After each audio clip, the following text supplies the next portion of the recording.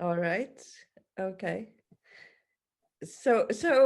Well, hello everybody. So I'm actually reading from some notes at the same time, so that I don't get lost in what I'm trying to. Well, there's a lot of Caribbean in here. Who are the Caribbeans? I have a feeling. Yes. Anyway, all right. It's very good to be here, even though we can't be together physically.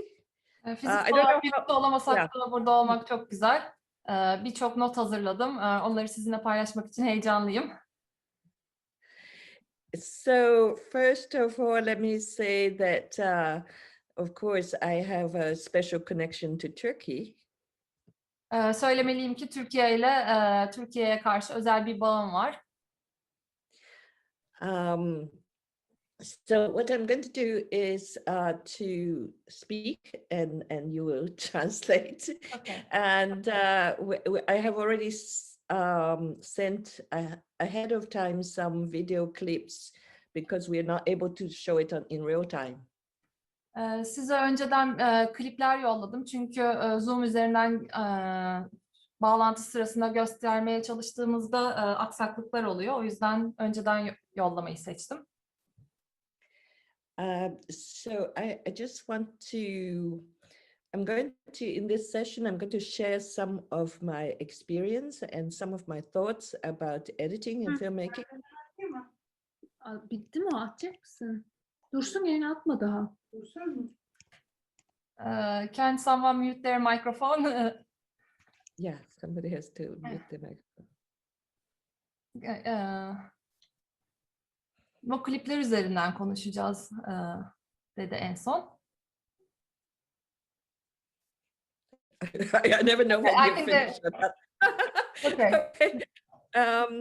Yes. So let me just sum up a little bit of what I've been doing. As some of you might know, of course, I have been associated mostly with the French New Wave director Eric Rohmer.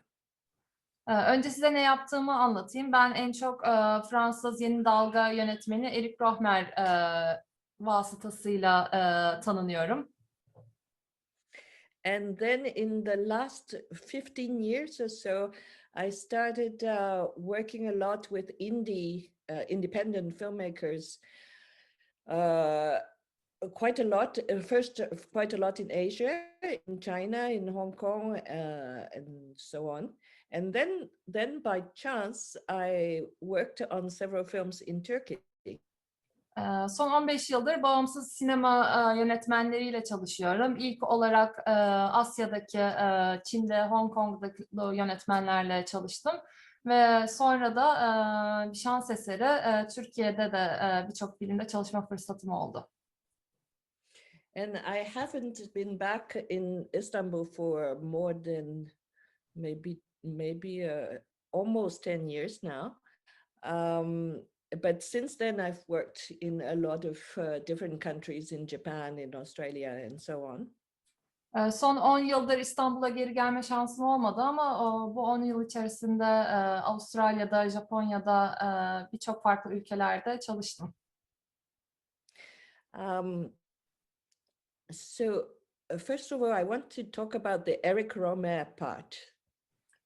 İlk olarak Eric Rohmer'le olan kısmı bahsetmek istiyorum. Because since this is a short film festival, I think a lot of people don't really realize that Eric Rohmer, he loved the form of the short film. Bu bir kısa film festivali olduğu için birçok insanın belki farkında değildir ama Eric Rohmer kısa filmi ve kısa filmin yapısını çok severdi. And of course, the most well-known of his short films, like he would make short films and then he would collect them and then either release them in the cinema as a collection of short films or in DVD. Birçok kısa film çekerdi ve bu kısa filmleri sinemada bir araya getirip sinemada gösterime sunardı ya da DVD olarak gösterime sunardı. Yeah, of course the most well known is one that I don't know what it's called in Turkey, but it's called a meeting in Paris, rendezvous in Paris, which is 3 short films about 26-27 minutes each, put together in one film. Bunların en meşhuru Türkçe ismini bilmiyorum ama Paris'te Randevu 3 kısa filmin bir araya gelmiş versiyonu. Bu bahsettiğim kısa filmler arasında en meşhur olanı bu. And in fact, he started making short films very, very early on, and he would make like a series of 7 or 8 short films around one center of theme. Like there was a series, a collection, which is around artist model for painting. Birçok kısa filmi genç yaştan itibaren birçok kısa film çekmeye başladı ve kısa film çekiş stili bir ressamın stiline benziyordu. And then another one around the theme of birthdays. Bir tane ressamla ilgili bir seri çekti. Sonra bunun üzerine doğum günleri teması üzerine bir kısa film çekti. So what I would like to do is that as I share with you my experience and perhaps some clips, if you have questions, just write them down. I see that some people have already done that. Just to use the chat session, and then we can sort of have this kind of interactive type of. Sorularınız olursa chat kısmından yazabilirsiniz. Onun üzerine interaktif bir kısma da dönüşebilir söyleşimiz. Yeah. So to start with, I think that like because in the last 15 years I work a lot with first and second film directors, like directors who are making the first and second films. Son 15 yıldır ilk ya da ikinci filmini çekecek yönetmenlerle çalıştım. So I found myself doing something else other than just editing. In fact, I've started to become very involved with like script editing, like script consulting, sometimes associate producing because we need to find co-productions in order that the films exist. And up to the point of after the film to find, to help with finding distribution and festivals. Bir ya da ikinci filmini çekecek yönetmenlerle çalıştığım için sadece kurgu dışında birçok alanda da film yapımına dahil oldum. Senaryo danışmanlığı, yapım asistanlığı, sonrasında dağıtımla ilgili aşamalara kadar bir filmin yapımının içinde görev aldım. And the script consulting part is actually very important because, especially for early films, because a lot of the elements of editing is actually found in the script, and if I don't have the elements to work with, I mean I can't work miracles, make a miracle. Senaryo aşamasında senaryo danışmanlığı yapmak ve senaryo aşamasından dahil olmak özellikle yolun başında yönetmenlerle çalışırken çok önemliydi benim için. Çünkü benim kurgulayacağım kısım zaten senaryoyla çok ilintili. O yüzden senaryoda olmadan mucizeler yaratmak mümkün olmaz. Right. So that's why that sometimes when I start consulting for the script is just so that we can have a better way of working in the editing stage. Bu yüzden kurgu aşamasına geldiğimizde daha iyi çalışabilmek için senaryolara kurgu aşamasına ulaşmadan film danışmanlık yapıyorum. So what I would like to do, like for for some examples of what I've been doing, I'm going to refer to some of the clips that you should already have gotten, received, and then explain why I do certain things. Şimdi Yeah. nasıl çalıştığımı bahsedeceğim size gönderilen klipler üzerinden ve bazı şeyleri nasıl yaptığımı açıklamaya çalışacağım. And a lot of these, as you can see, a lot of these clips actually have to do with films that worked in Turkey. Fark etmişsinizdir.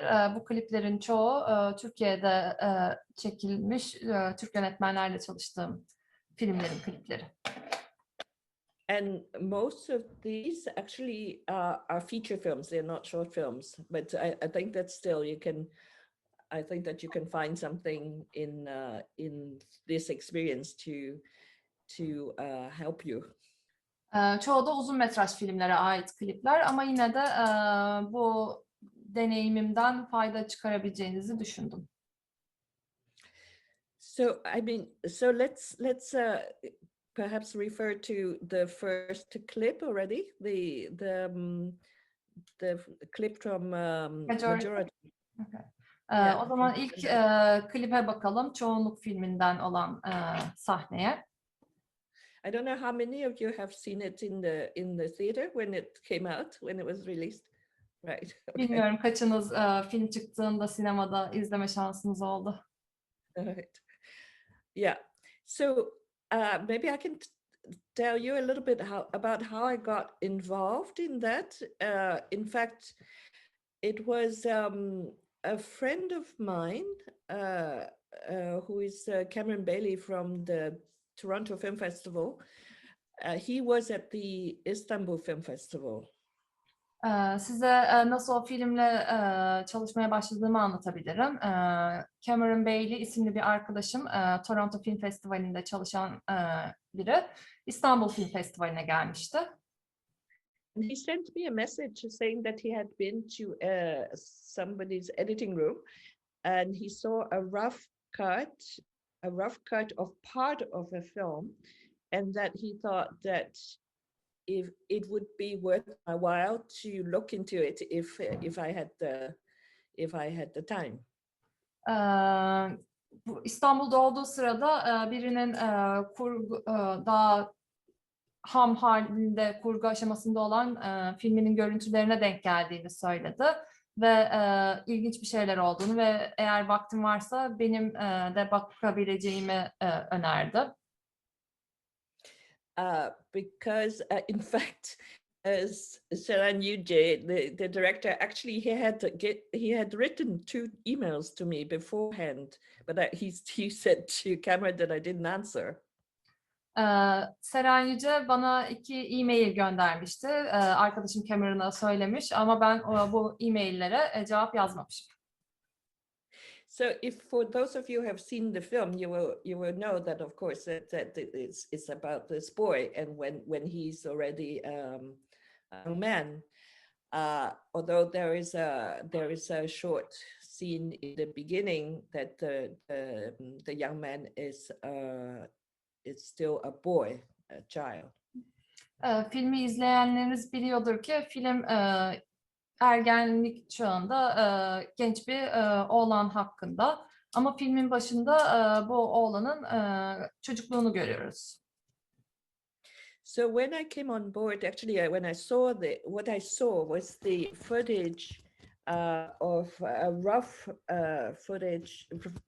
assembly of the part of the young man, all the winter parts.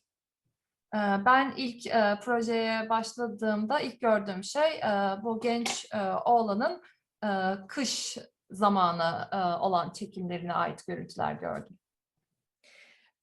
And the script has 15 pages of childhood scenes, like before the winter scenes, there are 15 pages of summer scenes of the boy doing many things. Ve bu kış sahnelerinden önce senaryoda 15 sayfa bu ergenin çocukluğuna ait sahneler vardı.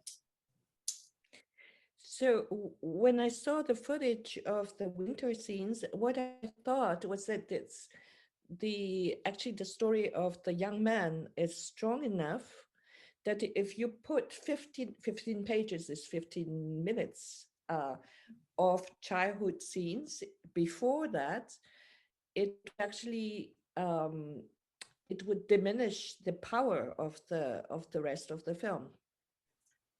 Ve ben bu kış sahnelerini izlediğimde düşündüğüm şu oldu.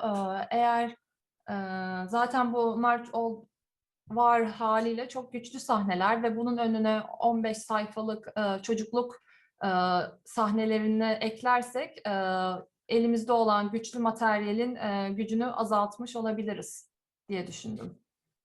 So that's why that I suggested that actually all that they needed was a strong prologue of the boy and the family, and something that would establish already the dynamic, the relationship between the father, mother, boy, and the maid. Bu yüzden en başına bir prolog hazırlamayı önerdim. Kısa bir şey, aile içindeki anne, baba, çocuk ve hizmetçi arasındaki ilişkileri gösteren güçlü bir sahnenin daha iyi çalışacağını düşündüm ve böyle bir önerim oldu. And in fact, that's finally what happened, and that he wrote this very, very good scene, and that you already see really even physically the dynamics between the father and the son, and you know how that would impact the rest of the main story. Bunun üzerine böyle bir sahne ortaya çıktı ve bütün hikaye çocukluk anından baba ve oğlun ilişkisini ve bu ilişkinin bütün film ve bütün hikayeye nasıl sirayet edebileceğine dair bir şey görmüş olduk. So that is actually an example of what sort of interference with the script that I do, which has to do with editing. Because editing is really, when we talk about editing, we're talking about bringing somebody in to help you do the storytelling. Mesela bu nasıl senaryoya da dahil olabildiğime dair bir örnekti. Çünkü kurgu çok hikaye anlatış biçimiyle çok ilintili. So that is the story of the first clip. Ve böyle ilk paylaşılan ilk klipin hikayesi buydu. So yeah, go ahead. I just wanted to stop to ask if anyone has questions about because the other clips are from different films. Maybe since we are talking about Seren's film, maybe people might have questions. And if not, we can move on. Sorunuz var mı bu ilk klipte ya da çoğunluk filmi üzerindeki deneyimlere ya da Seren Yüce hakkında? Buyurun, sizin sesinizi açıyorum. Neşe Hanım. Merhabalar. Merhabalar. Yabancı kendi ana dili dışında başka bir dille ilgili senaryo ile ilgili çalışırken veya o filmle ilgili çalışırken farklı bir kültürle uğraşırken nasıl zorluklar yaşıyor mu? Nasıl bunlarla baş ediyor? Tamamdır. Çeviriyorum. Teşekkürler. When you're working with a film that is not with a script that is not from your language, from your culture, do you have difficulties, or what is your way of working in another language, in another culture? Well, I mean, Turkey was it was very challenging. Of course, I mean, because Selen was not the first Turkish director I worked with. The first one was, of course, Hüseyin Karabey, and that we have a clip of later on, and it was a completely, I mean, it was like out of the blue. It's like a completely new situation. But I think that there were two guiding facts, two principles. One is that I mean, there are some themes that are universal. There are especially emotions that are universal. Whatever culture you're in, you know about the relationship between parents and children, or men and women, or whatever else that is universal. So the pain and the love and so on, it's all universal. So I think that these things you can rely on without getting into the specifics of the culture. Sorry, I'll let you go first. Yes. Daha önce Seren Yüce'den önce Hüseyin Karabey'le de çalışmıştım. O yüzden bu film ilk çalıştığım Türk yönetmene ait bir film değildi. Ama yine de kendimi başka bir kültürün içinde buldum. Fakat filmlerde evrensel temalara, evrensel duygular benim rehberim oldu diyebilirim. Kadın erkek arasındaki duygular, ebeveyn çocuk arasındaki durumlar, acı, bunlar herhangi bir kültüre ait değil, evrensel temalar, evrensel duygular, onların rehberliğinde hareket ettim. And the second principle is that I have to get along. I have to have a good working relationship, a good understanding with the director, because I have to work very closely with him because I have to trust him with his telling me what this means, whether there are some nuances and so on. İkinci bir çok önemli kriter de yönetmenle çok iyi bir ilişki içinde olmak, çok iyi anlaşıyor olmak. Çünkü onun bana güvenmesi, ortak bir güven ilişkimizin olması ve bana filme dair her şeyi konuşabiliyor oluyor olmamız gerekiyor. And I would always work from a script. I would work from an English translated script. Ve hep İngilizceye çevrilmiş bir senaryo üzerinden çalışırdım. And then there are two other things. Is that with the dialogue, I think that there is something about a musical training that I listen to where the dialogue ends. You know, like one phrase would end or something like that. I would be able to catch that most of the time. Ve müzik background'umdan da kaynaklanıyor olabilir. Bir cümlede o cümlenin nerede bittiğini, bir diyalogta cümlenin nerede başlayıp nerede bittiğini anlayabiliyorum. And the last thing about that I trust, that I have to rely on, is that especially in a fiction film, that when it's bad acting or something that doesn't work in any language is bad acting. Ve kötü oyunculuk hangi dilde olursa olsun anlaşılıyor. O yüzden onu da fark edebiliyor olmak çalışmayı kolaylaştırıyor. But on the other hand, that is a little bit tricky, because that you know, like maybe in some cultures, like, you know, I've just finished editing a Japanese film. Maybe in some cultures, some things, there was particularly one scene, it involves music, where there is a phrase of music that worked very well, that had a lot of meaning in Japanese culture. Whereas my French co-producer thought that it was really cheesy. It was really, you know, like too kitsch.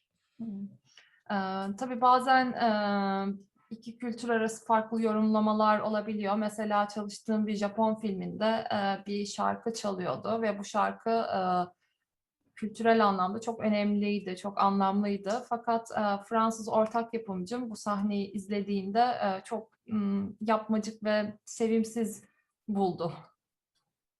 bulabildi. So I hope I answered that one. Umarım sorunuza cevap verebilmişimdir. So maybe on that that question, it leads me to what I had in my notes. The next bit of notes actually. It's because I wanted to say that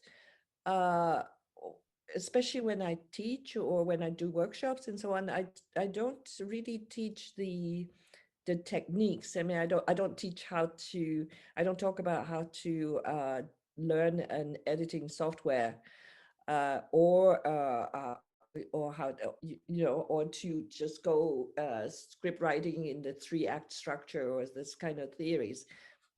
No. Ben atölye verdiğimde ya da üniversitede kendi derslerimde ders verirken bir kurgu programını nasıl kullanacağınızı ya da bir sahneyi teknik olarak nasıl kesip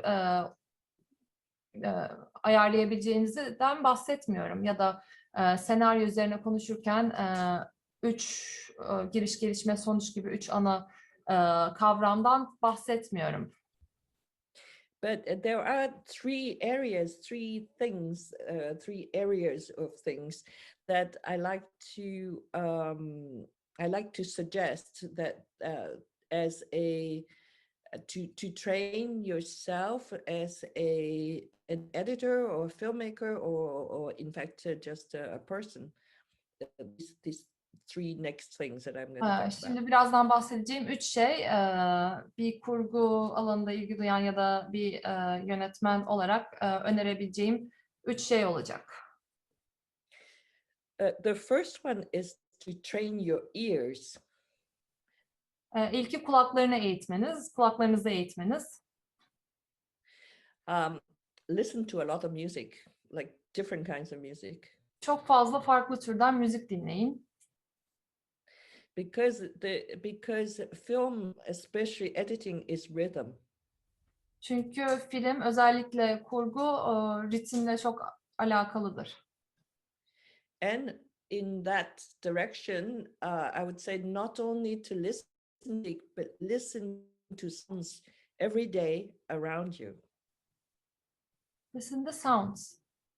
The sound. Sadece müzik değil, her gün çevrenizdeki sesleri de dinleyin.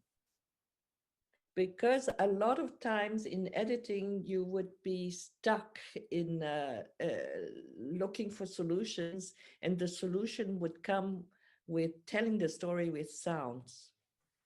Çünkü kurgu yaparken çoğu zaman bir noktada tıkılı kalabilirsiniz ve bu noktada çözüm sesler üzerinden geliyor.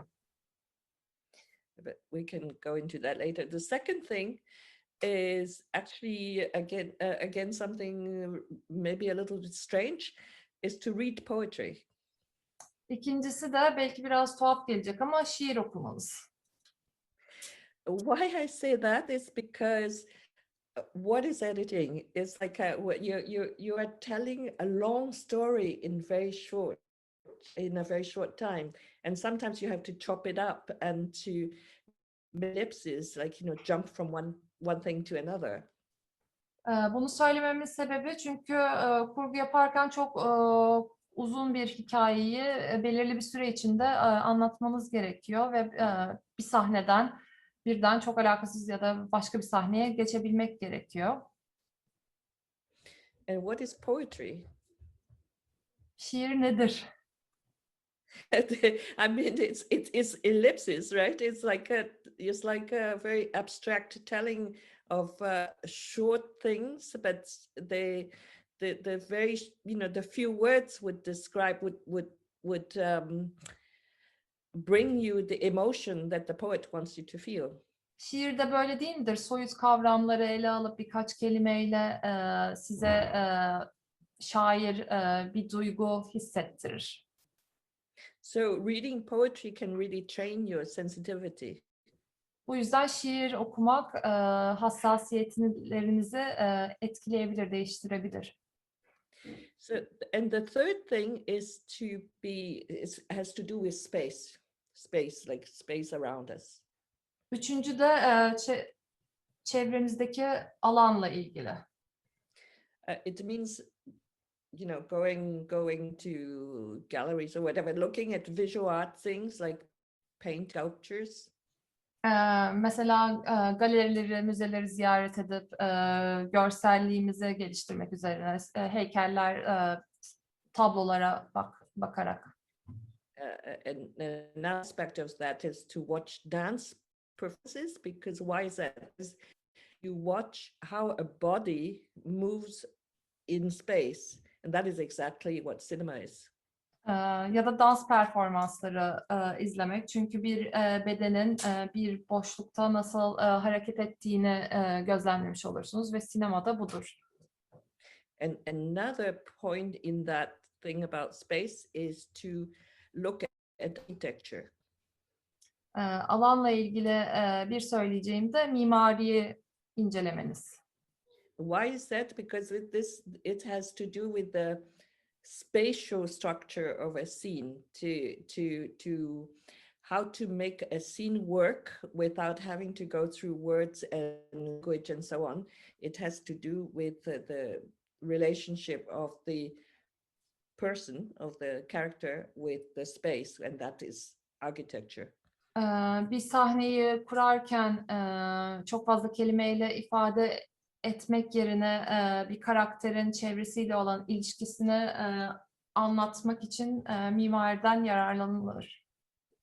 And this comes to a point where, of course, that film is a visual art form, right? I mean, other than sound, which is very important, but this is very visual. It is Sonuçta film görsel bir anlatı biçimi, ses falan her ne kadar çok önemli olsa da görsel bir dil kullanılıyor sinemada.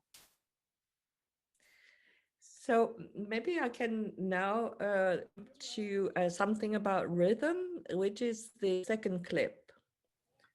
Şimdi ikinci kliple ilgili konuşmak istiyorum. Burada da ritim üzerine konuşacağız. This was also a film that I edited in Istanbul. Bu da İstanbul'da kurguladığım bir film. It was a omnibus film. It was a collective film. You mean with Like multiple it has directors? I think 7 or 8 directors. I forgot how many, but 7, I think. 7 ya da 8 birçok yönetmenin çalıştığı bir filmdi. It's called Do Not Forget Me Istanbul. Beni Unutma İstanbul ismi. And it was produced by Hüseyin Karabey'in. Ve yapımcısı Hüseyin Karabey'di. So this particular clip from the film Mirko is by the Serbian director. Bu klip Mirko isimli klip, ikinci klip yani Sırp bir yönetmene ait. The second one. İkinci klip. Yeah. So basically, it's like I had a lot of fun editing it, because it really has to do with what it is. It is a lot of fun doing jump cuts in terms of the beginning of the scene, going into the Grand Bazaar. The woman's she's going crazy actually. Benim için kurgusunu yapmak çok keyif verici bir işti. Çünkü çok fazla kesme var ve kapalı çarşıda bir kadını yürürken ve bayağı sinirlenirken görüyoruz. And she is there is I wanted to play with the rhythm of different things. So in the beginning there was a host of jump cuts. She's like getting harassed by different vendors in the Grand Bazaar, as her mind is also going to pieces. So there were quite a few Ben jump çok cuts. fazla kesme kullandığım bir çalışmaydı. Çünkü bir anda çevresinde ona çok fazla ileti geliyor. Aynı zamanda zihni de bu içinde bulunduğu ortamla paralel olarak çok fazla yerde bir anda. And then she turns into a corner and it goes into a very quiet place.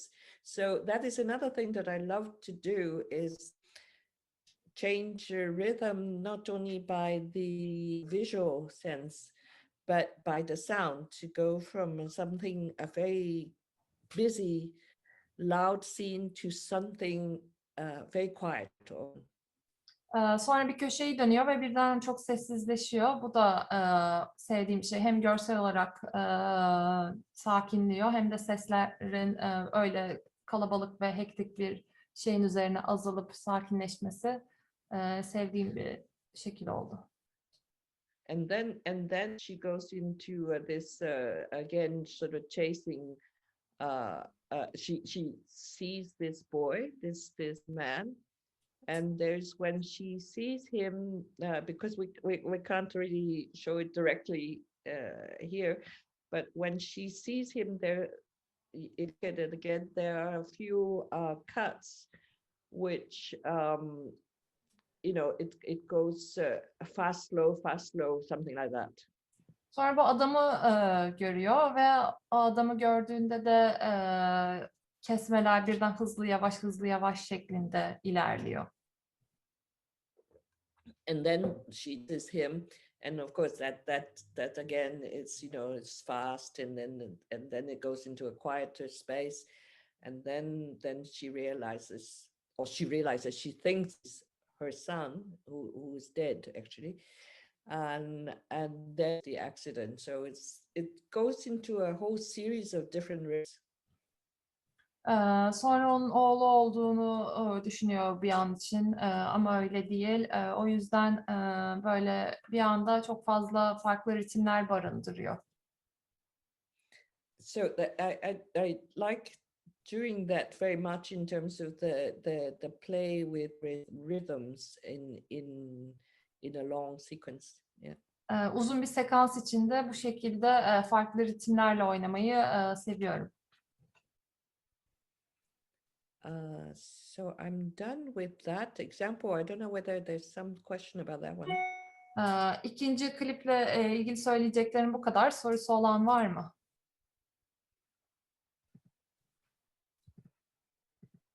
No, not particularly. Okay. Okay, let's go on to something. There are again some things that I try to, some principles that I try to stick to. That I try to Sadık kalmaya have. çalıştığım bazı prensipler var. The first is about clarity, about being clear. Birincisi açık olmakla ilgili, açık ve net olmakla ilgili. Yeah, that doesn't mean that everything has to be linear. It doesn't mean that you have to be completely that you say A, B, C kind of thing. Bu böyle her şeyin işte A'dan B'ye, B'den C'ye, C'den D'ye ilerlediği bir anlatı düzenini kastetmiyorum.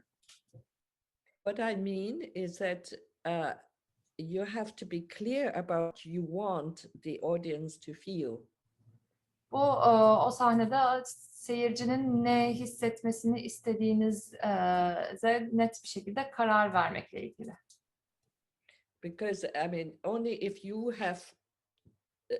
are clear about your goal, then you can make your audience understand. Çünkü sadece siz eğer hedefinizle ilgili kafanızda netseniz o zaman seyircinin de anlamasını, idrak etmesini sağlayabilirsiniz. The second principle is what I try to get to, the place that I try to get to.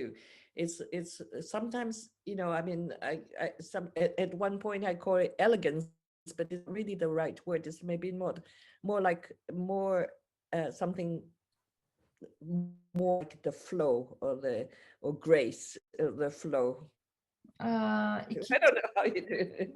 Tam olarak nasıl isimlendirsem bilmiyorum. Elegantlık mı desem, akışkanlık mı desem yoksa zarafet mi desem tam ikinci prensibimi nasıl tanımlayacağım ben de bilmiyorum. But again, it doesn't mean that everything just has to flow together elegantly. But you can actually, like I was saying, that you can use jump cuts and sort of shock cuts, like cuts that are a little bit shocking. Hızlı ya da I seyirciyi would şok edici kesimlerde kesmeler de kullansanız yine de akışın bir çok pürüzlü olmaması hakkında. But what I would like to get to, even in this kind of deliberately shock value kind of editing, that at the end there is beauty.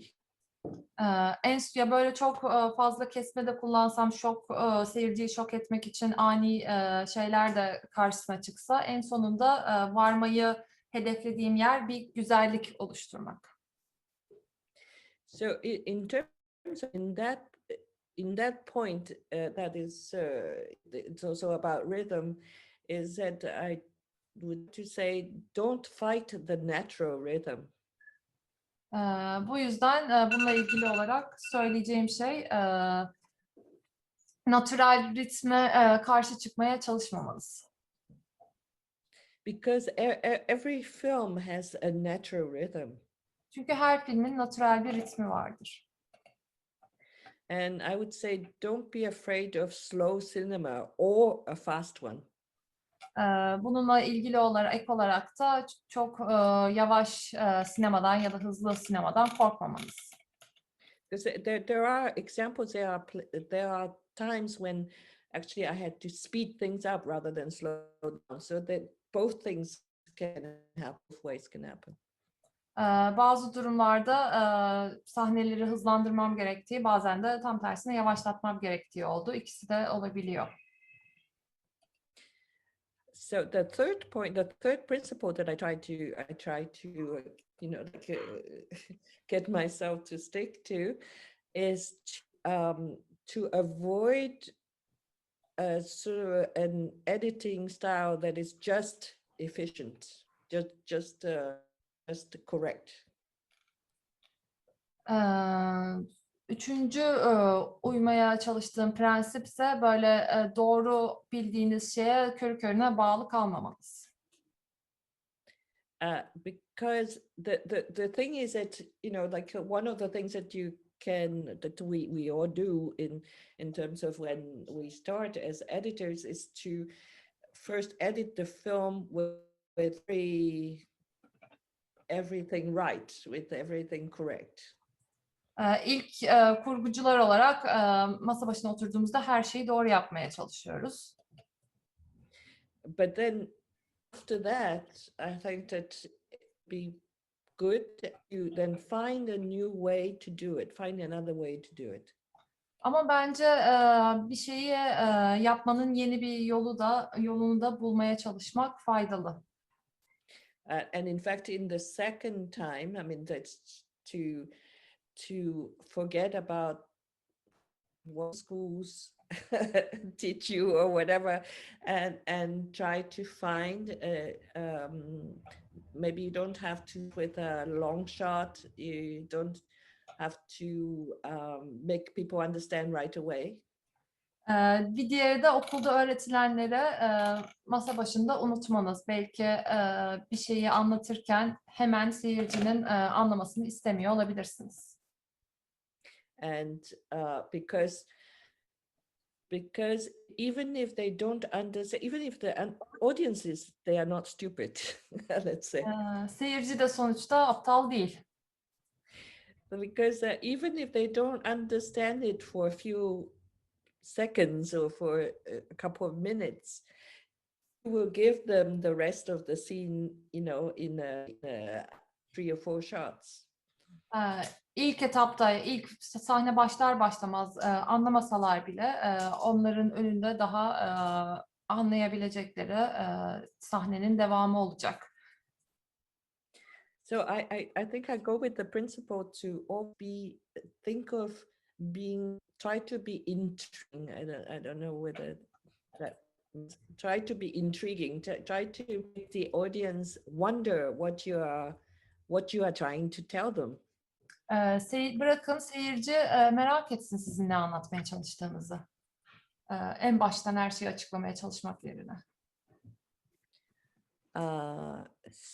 So yeah, I'm going into the 3, 4, 5 kind of thing. The three clips that I am trying to that I had in the collection, which is actually is from another film, another short film in this collective film of Do Not Forget Me Istanbul.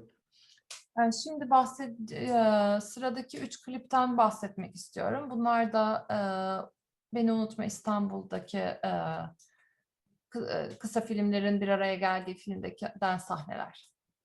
And it's by a Greek director. It's called Half Moon Strangers. Filmin adı Half Moon Strangers, Yunan bir yönetmene ait. Okay, so let's go through it one by one.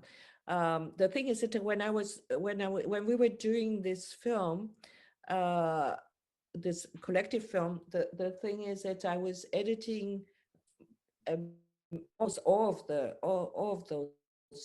I think there are 7 of them. So Bu filmde some of them çalışırken bütün kısa filmleri ben kurguladım. So some of them had to wait. Bu yüzden kimi beklemek zorunda kaldı. Hepsi üzerinde aynı anda çalışamazdım. So Stergios, the Greek director, was waiting for me to finish one of the other ones. He started to work with our assistant Gökçe. Bu şimdiki filmin yönetmeni, Yunan yönetmen, benim diğer kısa filmleri bitirmemi beklerken asistanım Gökçe ile çalışmaya başladı. Who I think she's now a full-fledged editor. I mean, she's herself an editor filmmaker. So the thing is that they made the first versions that are completely okay. I mean, there's nothing wrong with it. Onlar ilk versiyonları yaptılar ve tamamen iyi durumda, hiç hatalı bir şey yok. Yeah, and I'll tell you why I didn't, for the fine cut, why I did the things that I did. Ve sonra filmin final versiyonunda ben devreye girdim ve burada neden bazı seçimleri yaptığımı anlatmak istiyorum. So the 3A3 those kind of things, actually the first one was the rough cut, and the second one is what with the subtitles is the one that actually was released in the film. 3A yani ilk gösterilen klip asistanı ve yönetmeni birlikte yaptığı finalize olmamış versiyon. 3B ise Mary'nin dahil olduğu sinemalarda gösterilen final versiyonu. So for 3A, 3B, which is the coffee scene, the man comes into the house. I don't know if any one of you have seen this series of films. Actually, really. Okay, I'll just go quickly to tell you what is this scene about. Is that there is a Greek man who come to Istanbul who had been working who had a business with a Turkish partner who cheated him. Filmi aranızda izleyen pek yok, o yüzden kısaca anlatayım. Bu sahnedeki adam Yunan ve Türk bir ortağı var ve o ortağının ona arkasından bir şey yaptığını düşünüyor. Onu dolandırdığını düşünüyor. And so he's trying to get his money back. Bu yüzden parasını geri almaya çalışıyor. And in this man who cheated him, he has a sister-in-law. This young woman, actually is in the family and is a widow. Yeah, her husband. Filmdeki kadın da bu Yunan adamın ortağının baldızı. Yok, kardeşinin eşi ve kardeşi vefat etmiş. O yüzden kadın dul. And so, and the mother-in-law, his very nice mother-in-law, is always trying to, trying to find a partner for her, Kayınvalide de sürekli kadın için bir partner bulmaya çalışıyor. So the first scene is this coffee scene, which is the Greek man comes to she brings him to the house of the women, the mother-in-law and herself. Bu sahnede kayınvalide evine getiriyor adamı. So what is it? I just in the fine cut, what I did was this mother-in-law was talking about the old days when Istanbul was a place of very mixed cultures, of different cultures. Final versiyonda benim yaptığım kayınvalide geçmişe dair bir şeyler anlatıyor. İstanbul'un nasıl birçok kültürü barındırdığı günlerden bahsediyor. So this actually has to do with an earlier question of working with a different language, because then I realized that when the older woman was talking about this Istanbul of another time, she then went into, she said something, I forgot exactly what it was, but something about that she said, oh, in those days we had, we were all living together. And then she had this look, and then she said, but anyway, or something like that. Yeah. Bu aslında başta sorulan farklı kültürlerle çalışma konusuyla da ilintili. Kayınvalide anlatırken eski günlerde biz hep birlikte yaşardık gibi bir şey diyor ve sonra ama falan gibi bir surat ifadesi yapıyor. And so that really brings out this kind of a little bit of this nostalgia, this sadness that she's thinking of another time, and this whole it brings more emotion into it. Ve onun geçmişten bahsetmesi nostaljik bir şekilde sahneye daha fazla duygu getiriyor. So I decided not to come back to the general shot of the women, but to go directly to the coffee. O yüzden ben tekrar genel plana bağlamak yerine kahveye dönmeyi tercih ettim. And that really has to do with, the earlier question about working with the different languages.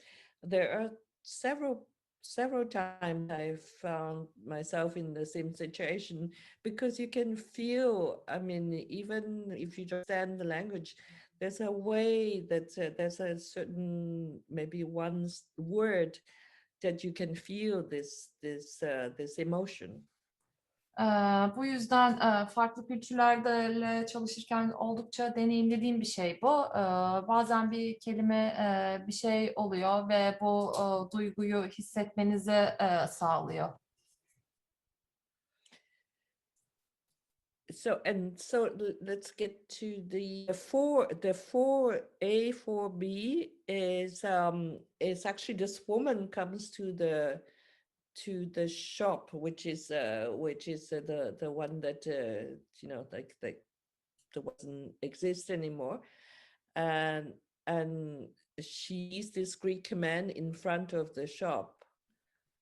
Actually, this is a little bit this happened before the 3. Actually, she sees the Greek man in front of the shop, and she tells her son to run away, to start telling the other people that the Greek man has come to look for his money. Bu 4. sahnede ise 4A ve 4B'de kadın oğluyla birlikte adam geliyor ve adam onu dolandıran ortağını arıyor. Kadın da oğluna onu bulmasını söylüyor. And in fact, the only difference between the two versions is that for the fine cut, I used more close-ups, more tighter shots, and to make the rhythm quicker. Benim yaptığım final versiyonunda daha fazla kesme kullanarak ritmi hızlandırmak oldu. And I took away one shot of the Greek man looking in the side of the shop because I thought that there was no need to see the inside of the shop. We saw it earlier in the film. Ve adamın camdan baktığı bir sahneyi kestim. Dükkanın içine bakıyordu. Zaten dükkanın içini filmde daha önceden gördüğümüz için bu sahneyi çıkardım. So as time is going on, so let's get to the 5A, 5B. This is a scene that I like very much. So actually, then the mother-in-law succeeds in getting the man to stay at the house instead of sending him away to a hotel. Beşinci sahnede ise kayınvalide adamı otele gitmek yerine evde kalmasını ikna etmeyi başarıyor. It's because she wants to give an opportunity to the young woman. Çünkü genç kadın için bir fırsat yaratmaya çalışıyor. And the difference between the two scenes is that so what happens is that the man wakes up and there's a bird that comes into the house, and he goes out and he sees the young woman chasing the bird away. Kalktığında adam uyandığında eve bir kuş giriyor ve kadının kuşu çıkarmaya çalıştığını görüyor. So this is the big love scene of the movie. Filmdeki büyük sahnelerden biri. So what I wanted to do was that I broke up there are several things that I did in the beginning of the scene. First of all, he was still sleeping. I added a sound actually that if you look at it again, you might find that before he wakes up with a sound that he hears her outside chasing the bird. So there's a little bit of a sound that is very very lovely. Mesela bu sahnede adam uyanmadan önce bir ses ekledim. Adamın uyanmadan önce duyduğu bir ses dışarıya dair duyuyor ve bu ses çok hoş oldu. And then he comes out of the room, but coming out of the room actually I cut that shot in two parts. Sonra odadan çıkıyor ama bu odadan çıktığı sahneyi de ikiye böldüm. Because when he comes out, first he looks and his eyes light up. İlk odadan çıkıyor, bakıyor ve gözleri aydınlanıyor. And I show what he sees, just her trying to catch the bird, but it looks like a magic vision. Onun gözlerinin önünde sanki sihirli bir şey oluyormuş gibi görünüyor kadının kuştan kurtulmaya çalışması. And I come back to him looking like full of vision. Ve sonra adama geri dönüyoruz onun bakışına. It's really creating that chemistry or that magic between the, you know, is trying to create what he sees, you know, this lovely vision that he sees. Bu gördüğü güzel görüntüye dair bir anlatı yaratmayı amaçladı. And the rest of the scene is that I wanted to do it like a dance, like they are dancing around each other kind of thing.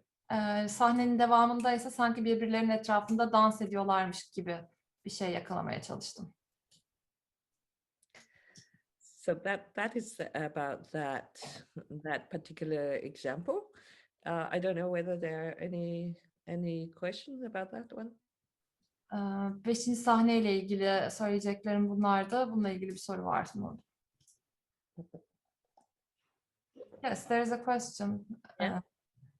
I'm going to unmute so you can ask your question. Mikrofonunuzu açtım, sorunuzu sorabilirsiniz. Ben şeyi merak ettim. Mesela bu sahnede bazı sesler eklediğini söyledi. Zaten bununla ilgili de bir soru sormak istiyordum.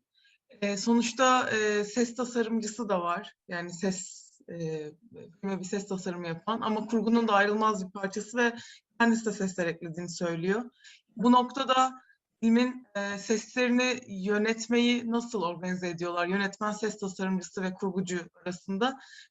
Ben de kurgucuyum ve zorlandığım bir konu aslında. O yüzden merak ediyorum nasıl yapıyor. Teşekkürler, iletiyorum. In the scene, you mentioned that you've added some sounds, but there's also a sound editor involved in the film. And so, how did you make the decision of because she's that's an interesting also question. an editor, and sometimes she has difficulty managing the relation between sound editor, director, and the editor. So, how does the three work together? Well, the thing is that I didn't have a sound editor. I don't know. Actually, the thing is that in most of these independent films, don't have a sound editor. I mean, in terms of yes, we do, of course, later on. But how I work with even with Eric Rohmer is usually I know the sound editor, the sound guy who does the editing and mixing later on, and in fact, this was started with the Eric Rohmer films because we would put all the sound intentions in our cut. Aslında ses tasarımcısı tabii ki var filmlerde ama biz Eric Rohmer'le bile çalışırken zaten sesi yani belli bir nerede ses koyarız gibi belli bir niyetler belirleyerek yola çıkıyoruz. In fact, the thing is that of course there are two things about this. First of all, in France, there is the system is that there's something called the chief editor, who is actually supervising everything to the last print kind of thing.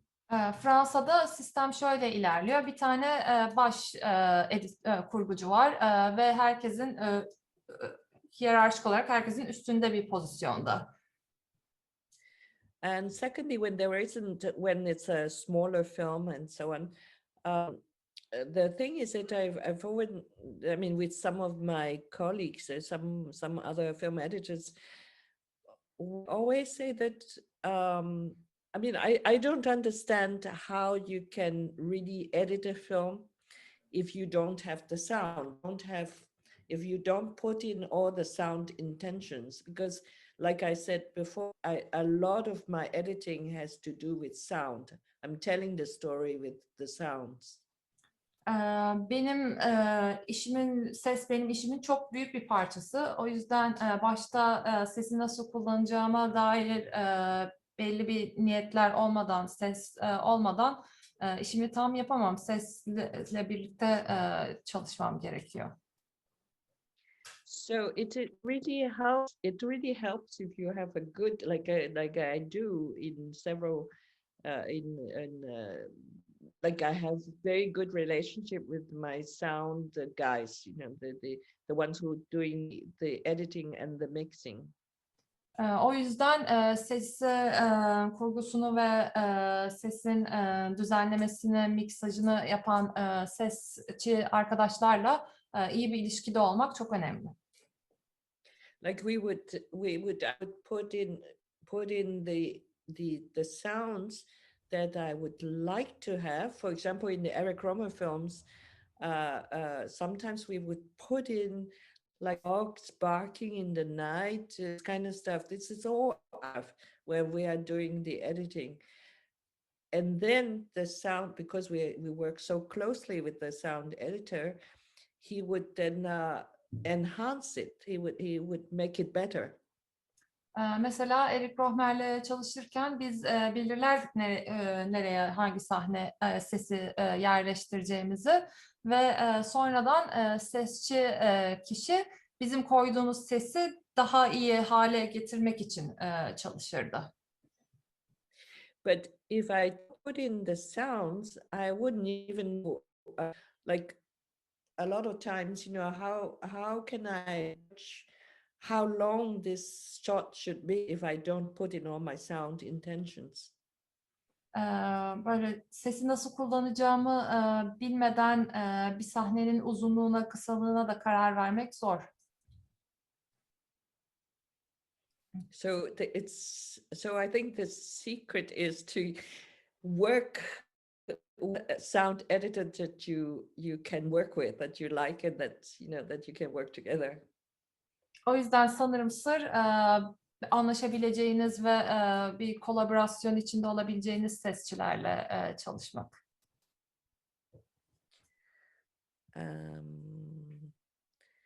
I want to talk about building a scene. Maybe there's also that it has also to do with sound, rhythm, and what I call an internal music in a sequence. It's always like it. First of all, I think that a lot of first-time filmmakers, they edit with a lot of music, which is wrong, which is really wrong. Şimdi bir sekans ve onun içindeki ritimler dışında müzik ve bir sekansın içsel müziği hakkında konuşmak istiyorum. Genellikle ilk yola başlayan yönetmenlerde gözlemlediğim şey çok fazla müzik kullanıyor olmaları ve ben bunu hatalı buluyorum.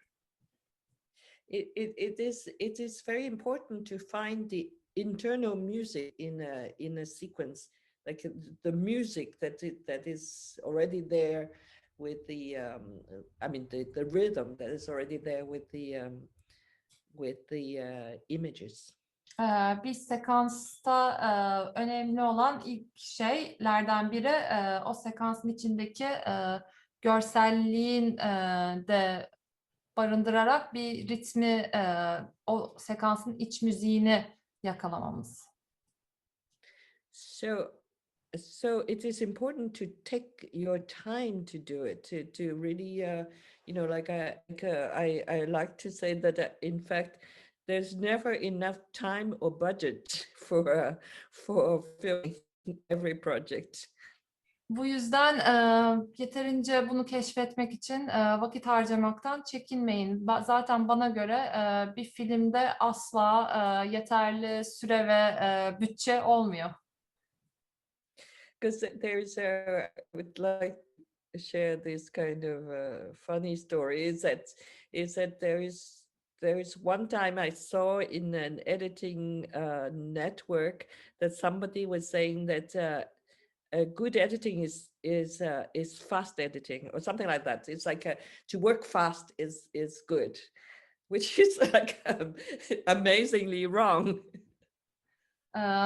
Bir kurgucular arasında bir toplantıda birinin şöyle bir şey dediğine şahit oldum. İyi kurgu yapmak, hızlı kurgu yapmaktır. Yani işini hızlıca bitirmektir. Ve bu tabii ki de yanlış. O yüzden bu beni çok güldürdü. You really need time to build your scenes. Sahneyi inşa etmek için zamana ihtiyacınız var. This is actually my the clip 6. It's Karabey's film. It's a Gitmek. 6. klip Gitmek filminden, Hüseyin Karabey'in filmi. So I don't know how many of you saw the film that came out. Quite a long time ago. Okay. Yes. So this is the clip that I show is just the last scene when the character she's in this town this border waiting for her lover who's to come, and of course she's waiting and she's waiting, and there's the time goes on, and then people to come, and actually they are not the ones that she was waiting for.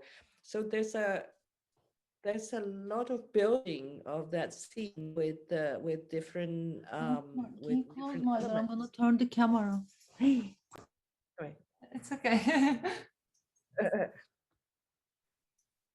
Yeah. So it's slow building film.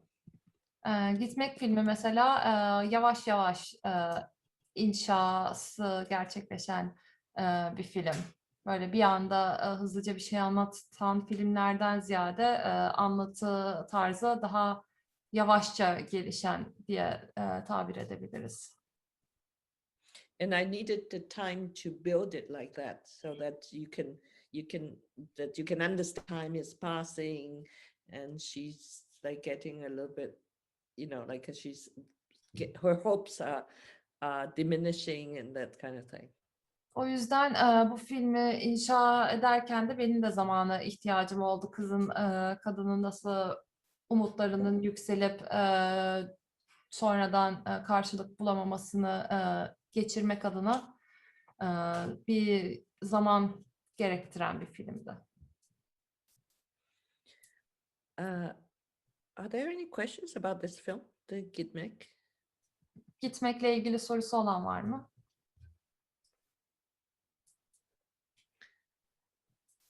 Because time is very quickly. I just want to get on to the clip number 7 in Chinese. There's no subtitles, but it was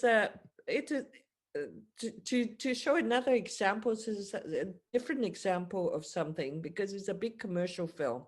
It's a big commercial art house film. If that is possible. It's a film. Altyazısız bir filmde bir Çin filmi, hem büyük bir film ticari açıdan, ama aynı zamanda bir art house filmi. Yani ikisi hem ticari hem art house'un bir kesiştiği nadir filmlerden biri. So it's actually a film about a young during the war, the Chinese-Japanese war in Hong Kong. She's a underground worker.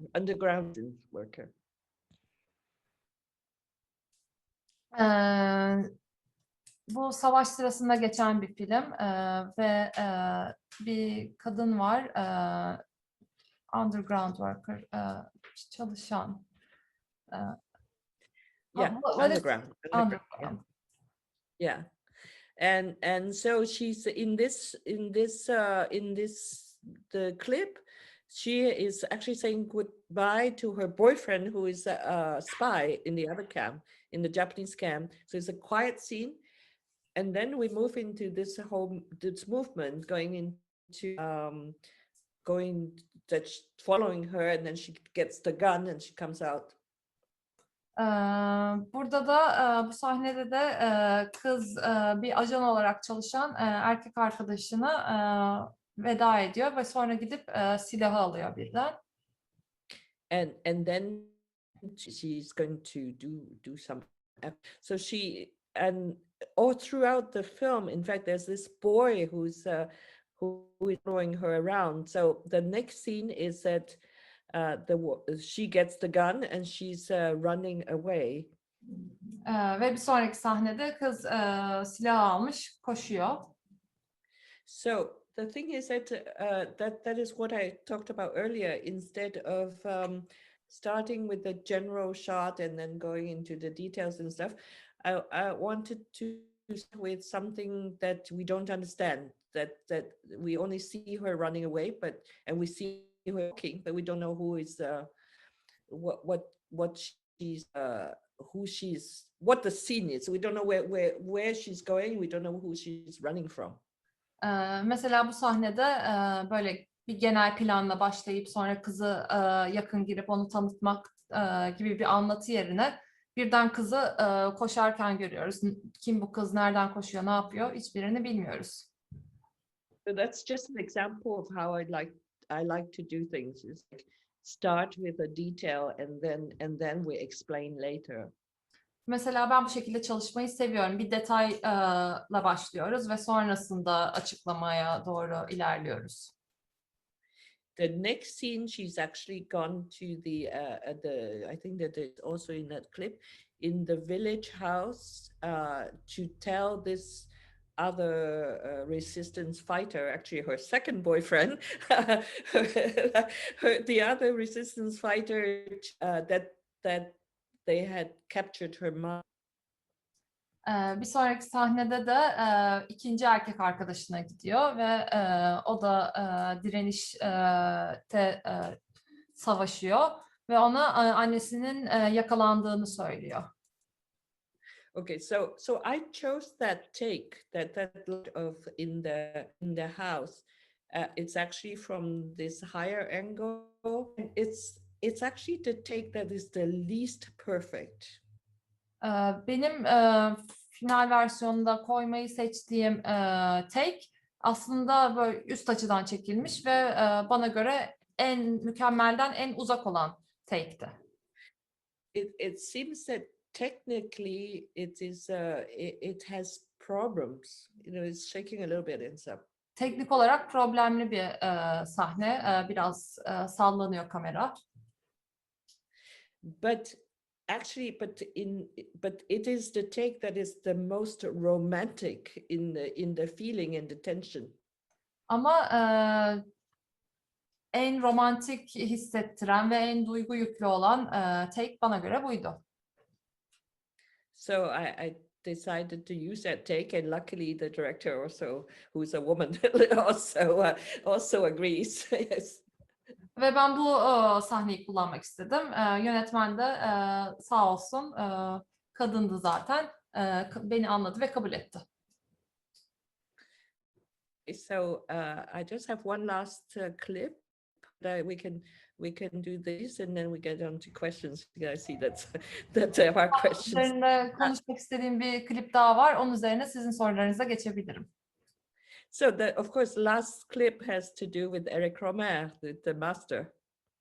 Sonuncu klip usta Eric Rohmer'den oluyor.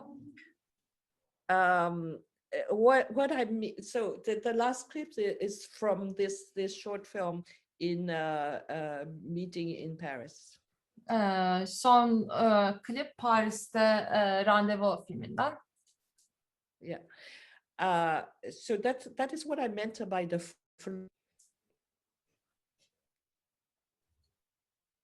I couldn't hear you, sorry. Oh, that is what I meant by the flow, sort of a rhythm flow kind of thing. İşte bu klipte üzerinde konuşmak istediğim ritim ve akışkanlık demiştim önce prensiplerimden bahsederken. Bu klipte de onun örneğini görebileceğiz. It comes together with several things. First of all, it comes from the writing, from the script, because it is already written in the script that it's very fluid. It's flowing. Bu akışkanlığı yakalamak için birçok element var. Bunlardan biri senaryo. Senaryonun kendisi zaten çok güzel bir şekilde akıyor. And then it is also integrated in the film, in the way of filming, because it was actually filmed, the cinematographer, who is a woman as well, in a wheelchair, and from very low, so that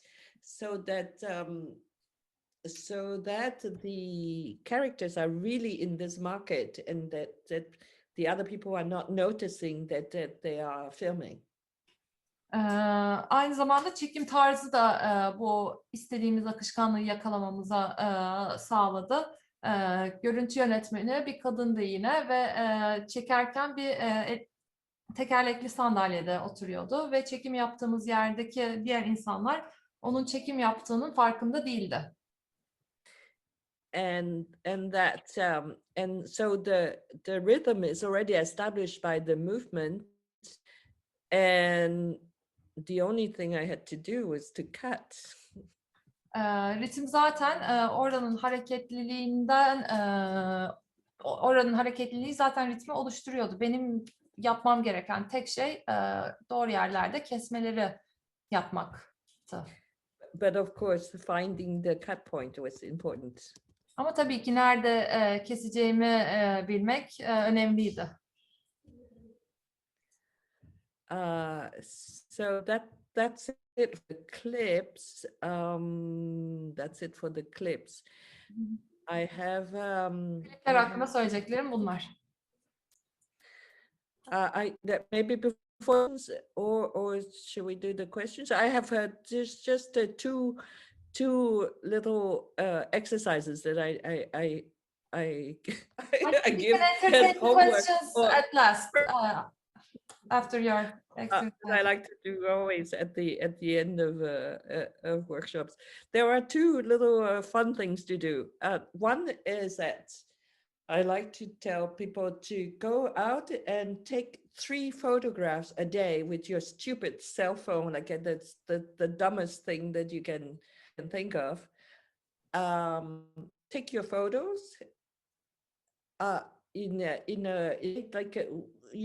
when you go to the market, it's things that you do every day, but that will train you to look at things a new way. That will train you to have the discipline of visual discipline of looking at of composing images differently. So three ödev vereceğim.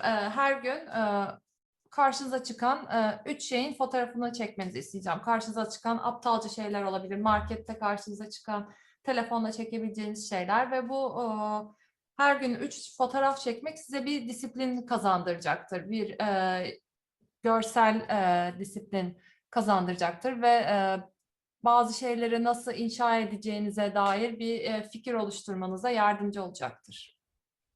So actually, usually when it's in the school or something, I would say, take 3 photographs and you allow 3 clicks or 3, like in the sort of mission of filters or something. But anyway, so the second exercise is on again a sort of a daily route, things that you do every day.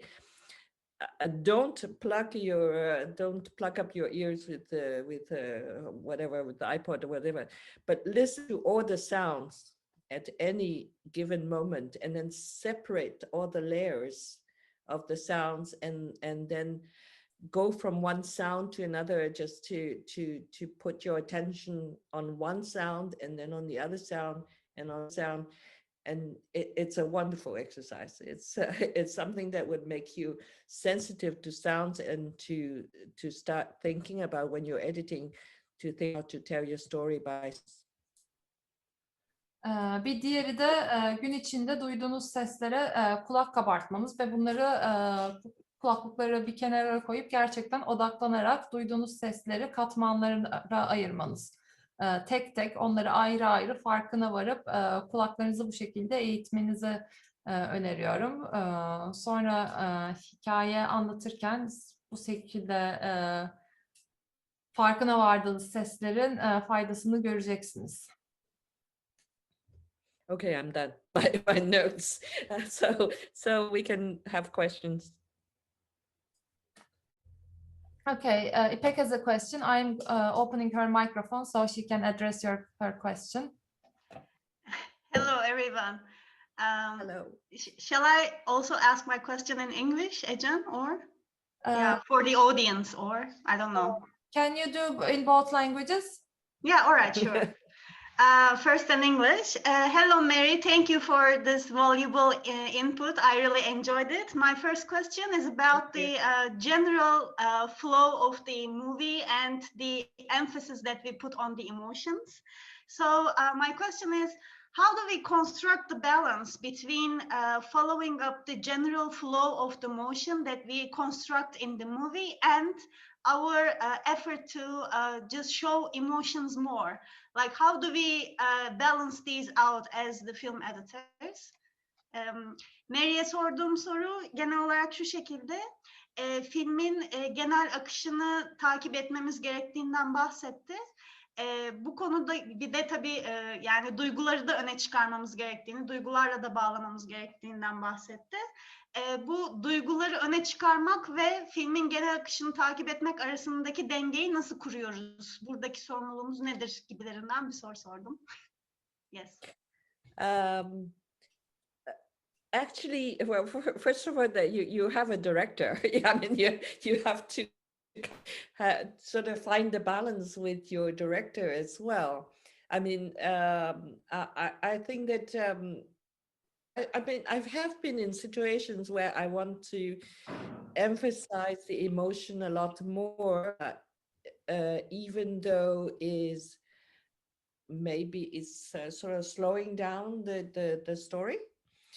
And then there is a negotiation with the director.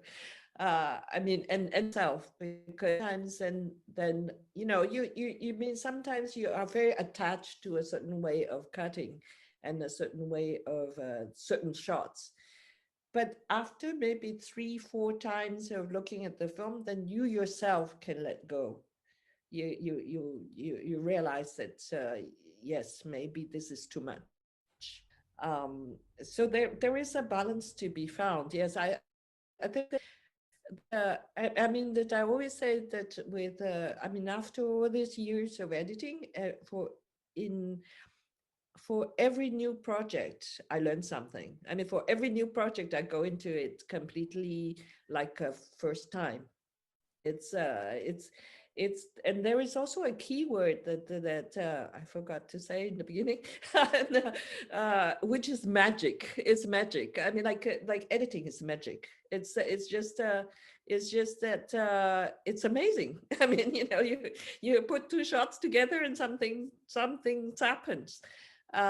So I think you have to keep that magic and to be open to that magic. And to realize, you know, to sort of be open to that sometimes that I can be wrong, you know, that even though I love these shots, and I always say that there are 2 things. Sometimes I say to the director of a scene that they love and that I hate, and that you know that for the rest of the film I want to play. I always say to them, well, we'll keep it in the DVD bonus. So it's sort of very, very comforting. And that I say to myself too, you know, I have my own little pile of bonuses that I have to cut off at the very last version. But I keep it in my pile. That's for my own for my own comfort. So yeah, sometimes we have to let go. Yeah. All right, thank you. My second question is very Can much I related summarize to her answers, İpek, the before you ask your second question? yeah, okay, sure. Yani genel olarak aslında her yeni filmde yeni bir şeyler öğrendiğini ama bu yani bu dengenin daha çok yönetmenle konuşarak ve iletişim halinde olarak geldiğini de söyledi. Yani hani her yeni deneyimde yeni bir şeyler ortaya çıkıyormuş ama tabii ki yani genel olarak aslında yönetmenle olan iletişimi ne kadar güçlendirirsek hani o kadar daha iyi olur gibilerinden böyle bir toparlayayım. Yani benim söylemeyi unuttuğum bir şey varsa Ecem belki sen eklemek istersin onun söylediklerinden. Genel bir de en başında bahsetmeyi unuttu ama bir kurgu yapmanın bir sihir yapmaya benzetti. Kurguda sihirli bir şey sonuçta. Yoktan bir hikaye oluşturup var ediyoruz. Bir de en kötü noktada anlaşamadığı noktada yönetmenle fikir birliğine varamadığı noktada en azından DVD'de ek olarak diğerinin versiyonunu bir bonus içerik olarak öyle bir şey yüklenebileceğinden bahsetti. Bazen de yani böyle çok bırakmak belli bir şekilde bağlanmamak ve birkaç kez izledikten sonra ondan ayrışabiliyor olmak ve kimi zaman bir duyguyu öne çıkarmak için sahneyi yavaşlatmak, gerekebiliyor. Bazen de bunu tercih edilmemeyebiliyor. Böyle. Yeah. cevabı. That's very true. İkinci soruma olabilir. My second question is very short and very related with your principles. So as the first principle, you mentioned the clarity. And if I consider this thing like on the basis of clarity, so how shall I say?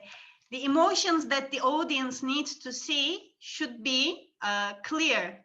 You said something like this. And then my question is, when it comes to reflecting this clarity in terms of what the audience needs to be seeing in that sequence, who has the final right to say something, the director or the film editor? Like, who has more influence or discretionary power? Fight it out. Because if I'm a new or young film editor, I need to know my own boundaries and my own power. Yes. So to say sometimes no to a male director, for example, as a woman. So maybe Don't work with the male director. That may be the answer. Bu sorumda Maybe da şeyi. Do you want to translate first? Yeah. Okay. Just a quick translation. Eğer yeni başlayan bir kurgucu adayı olarak sınırlarını bilmek istiyorum. Yönetmenle ayrı düştüğüm noktada fikir ayrılımına düştüğünde son söz kime ait? Mesela erkek bir yönetmenle çalışıyorsam ona kendi görüşümü nasıl kabul ettirebilirim? Mary'nin bu noktadaki cevabı da erkek yönetmenlerle çalışma konusunda. No, actually, the thing is, it's a good question because the thing is that it gets into the director editor relationship question actually. And what is important, like I always say to people, with producers or directors, whatever, that sometimes they try to they come to ask me to do something for the wrong reasons, whether it is a language reason, whether it is a reason of tact, thinking that I can help them to contact some festivals. That's the wrong reason.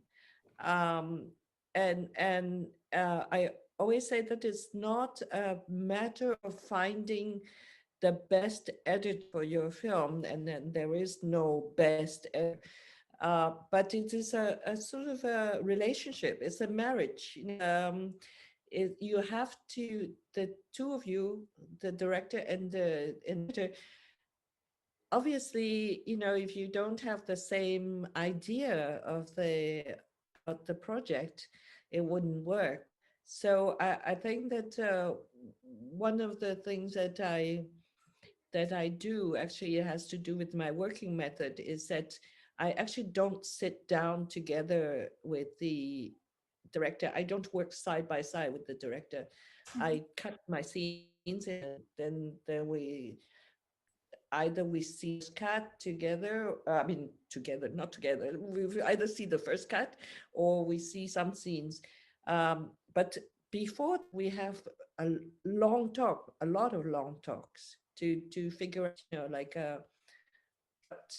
what he thinks about this film, these characters, these scenes, and so on. So that is very important. And I've refused a lot of films that in fact people sometimes ask me how I choose my projects, and I always answer that it's not because of the interest of the project, but it's because of the people. I mean, I choose my projects for the people. Bu noktada yönetmenle kurulan ilişki çok önemli. Yönetmen kurgucu ilişkisi bir evliliğe bile benzetilebilir. Yani hemfikir en başta, yani her kurgucu, en iyi kurgucu her film için en iyi olacak diye bir şey yok. Yönetmenle kurgucunun hikayeye aynı pencereden bakıyor ve önemli konularda ortak hemfikir olmaları çok önemli.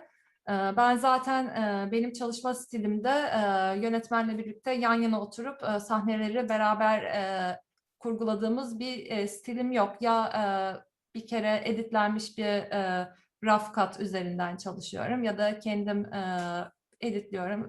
Öyle üzerinden geçiyoruz. Ama bir işe başlamadan önce çok uzun konuşmalar yapıyorum yönetmenle. Projeyi ikimizin de doğru anladığımızdan emin olmak için ve bana bu noktada çalıştığım projeleri nasıl seçtiğim de çok soruluyor. Ben projeden ziyade çalıştığım insanları seçiyorum.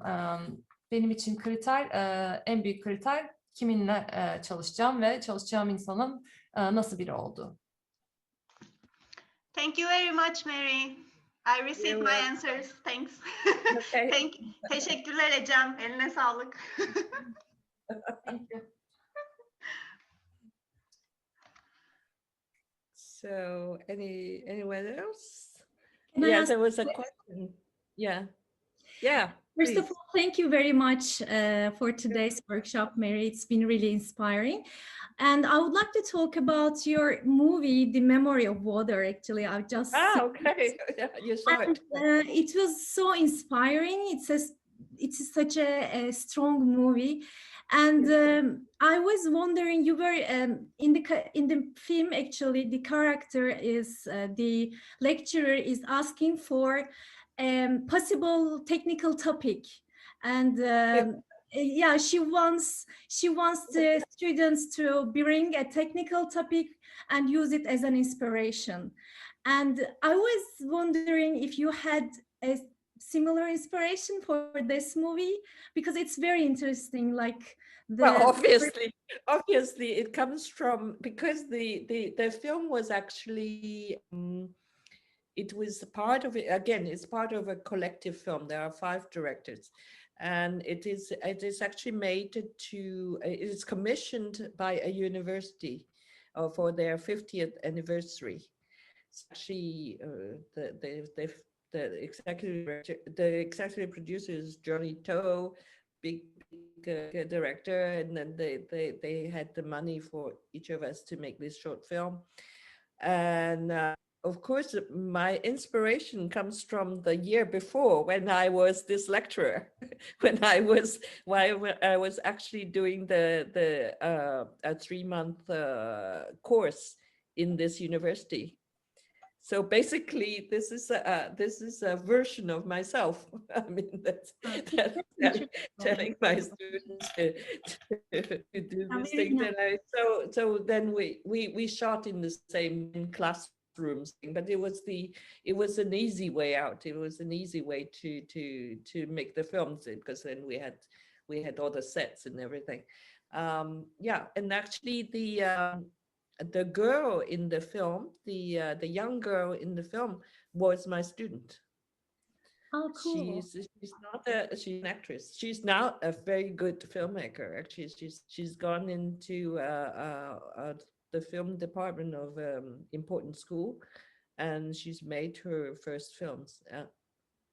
Yeah, it is really her mother. It is really her mother in the film, and it is really her village.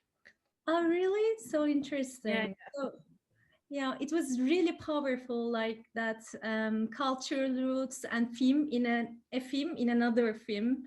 I was really and that was really film. That is really her. The last part was the film that she gave me, that she did in my course. Oh, nice. About the roots and the stuff. Yeah. It's still going on. I think that they're showing. Şu an Mary'nin festival kapsamında gösterdiğimiz kısa filmi üzerine konuştular. Hala izleyebilirsiniz. Eğer biletleri biterse tekrar önümüzdeki günler içinde tekrardan o bölüm tekrardan gösterime açılacak. Tavsiye ediyoruz filmi. There is a question in the chat section, Mary. 2 people have a question. Okay.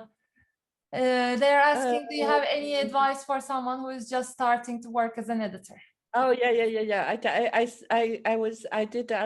I said to, yes, I would say to train Oh, your you sensitivity. replied that. I'm sorry, I didn't see your reply.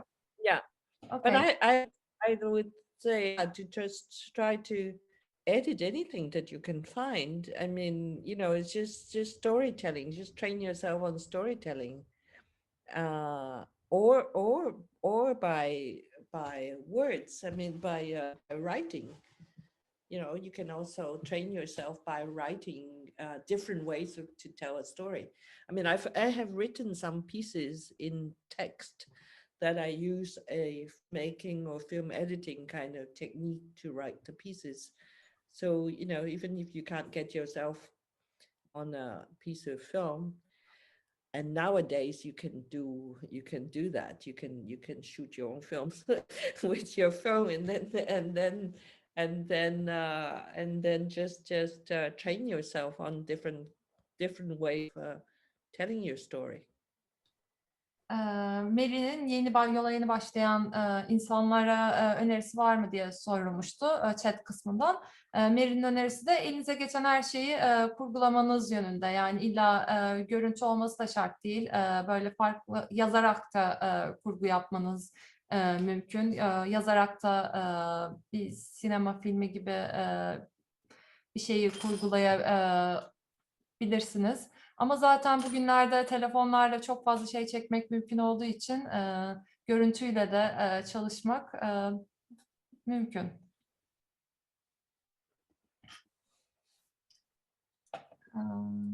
I have a question. Yes. Hello. Okay, make sure I have the microphone on. Hello, Mary. Hi. I'm very sorry So I'm late, and sweet. I don't know if you have discussed this before I came, so if you did, please forget about it. I'll ask you later personally. Okay. But my question is about, like, when you were answering one of the previous questions, you mentioned that you have the director, like even when you are editing, like the director works like some kind of buffer zone or some kind of protective thing, like when you make mistakes, when you are lost in it, or when you are not sure of your cuts or whatever. Yeah. But Memory of Water, you edited yourself, and I remember that you made two versions. you made two versions, exactly. That's what I wanna come to, like, because I'm sure many of the people here make their films and edit themselves. Like we just got so used to doing everything ourselves in Turkey, especially without funding and any resources or any documentary editor. So like, how is the transition, like when you are yourself is the protective or like the buffer zone, that like how do you shift from the editor and the filmmaker, and how do you trust yourself? Like we are suffering from this malaise that, like, we don't trust we might trust ourselves as filmmaker but not as editors, or vice versa. That's why I made two versions. Yes. I think the things that I always tell everybody, of course, like or editors, we always sort of advise young filmmakers to get to have the objective view and to work with an editor so that you can step back and actually have fresh eyes kind of thing. But of course, for myself, I mean, when I make my own films, I cannot imagine having another editor edit my films. There's just no way. And so the thing is that then what happened is that I made the first version according to my script. And because it was quite rushed, we had to do this for the anniversary of the city. And actually, it's only 2 years later that I made the version that is now showing. It's about 4 minutes short. simply because I realized with the first version, with my own own script, I didn't like the way it started. It started in a classroom. In fact, it is the scene in the classroom. It was the beginning, the first scene. And because of that, I didn't realize that there was color grading of this classroom that was filmed. So it's all blue and kind of shadowy, and everybody was in shadows, which makes sense, but it doesn't make sense to start a film that way.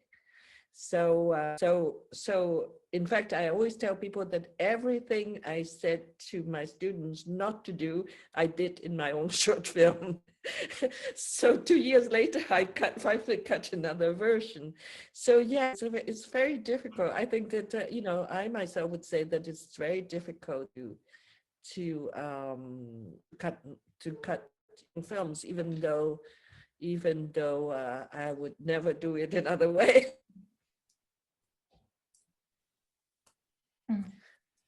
Yeah, but I think, yeah, sorry, let's just go ahead first. I have now add something. Soru şu şekildeydi. Ya da siz kendiniz belki daha iyi özetlersiniz sorunuzu. Ben de Mary'nin cevabını özetleyeyim. Tamam, ben şunu sordum. Yani Mary daha önce yönetmenle çalışma tecrübesinden bahsetti. Ama kendisi de Memory of Water filminde hem yönetmen hem kurgucu rollerini üstlendiği için bu iki rol arasında nasıl gidip geldiğini sordum. Çünkü yönetmenle çalışırken başka türlü bir ilişki var ve filmi birlikte yapma tecrübesi ve hani hep ya bazen o duvar olabiliyor, bazen yolu açan bir şey olabiliyor. Tek başına bunun altından nasıl kalkmış olabilir diye sordum. Teşekkürler. Mary de şu şekilde yanıtladı. Ben aslında genelde ilk filmini ya da yeni film çekecek insanlara hep ayrı bir kurgucuyla çalışmalarını öneriyorum. Çünkü işte sizin görmeyeceğiniz farklı bir şeyi gösterebilir. Ummadığınız bir yol çıkar karşınıza ama bu filmi çektikten sonra kesinlikle bunu ben kurgulamam lazım. Başka kimseye veremem gibi bir düşünce oluştu ve yani filmde insanlara yıllardır derslerimde yapmayın diye anlattığım her şeyi bizzat uygulamış oldum. Filmde de en sonunda tam karar veremediğim için 2 ayrı versiyonu var. Bir daha uzun versiyonu var, bir de şimdi festivalde gösterilen versiyonu var. Festivalde gösterilen versiyonunu film bittikten 2 yıl sonra tekrardan kurgulamış. Ve filmin başında, ilk versiyonda filmin başına ait hoşuna gitmeyen böyle renkle alakalı bir durumu olduğunu fark etmiş. Sınıfta geçen sahneyle başlıyormuş. O yüzden başını değiştirip yeni bir başlangıçta filme başlamaya karar vermiş. The thing that I wanted to add is that perhaps we didn't talk about documentaries too much, but the thing is that as I was saying, I would discuss with the director first about what they want, what they want, how they see the project, how they see the film. And I would always ask, I'm talking about documentaries now, I would always ask the director to give me, to select themselves a selection of rushes for me. And I would ask them to give me a hard drive of everything. Like I want everything to be available. Because from the selection, I would find out, use the selection to what I don't want to do, what shouldn't be done. I don't know whether I can. When you can go first, you can translate first. I'll elaborate. Hiç belgeseller üzerine nasıl çalıştığımdan bahsetmediğimi fark ettim. Biraz ondan bahsetmek istiyorum. Belgesel üzerinde çalışırken ben yönetmenden çektiği her şeyi, bütün footage'ı bana vermesini istiyorum. Ve bir de neleri seçtiğini, neleri kullanmak istediğini de görmek istiyorum. Ama çalışmadan önce çekilmiş her şey bende olsun istiyorum. And I would always I always say that I'm like how do you say the midwife, the person who delivers the baby for somebody else, because it's like I'm sort of delivering the baby for the director, you know, the baby that Ben she kendimi wants. aslında bir ebe olarak görüyorum. Sanki yönetmenin doğumunu, bebeğini doğurmasına yardımcı olan ebe gibi. But a lot of the times it's also the material that decides what story there is to tell. Especially documentaries. It's not just what the director wants. Ama özellikle belgesellerde esas belirleyici olan çekilen materyalin kendisi oluyor. Yani yönetmenin ne anlatmak istediğinin yanı sıra bir de elde edilen materyal de hikayenin akışı konusunda çok belirleyici olabiliyor. I think that if I may, that is like the most interesting experience is happening now. The Japanese documentary that I just finished editing.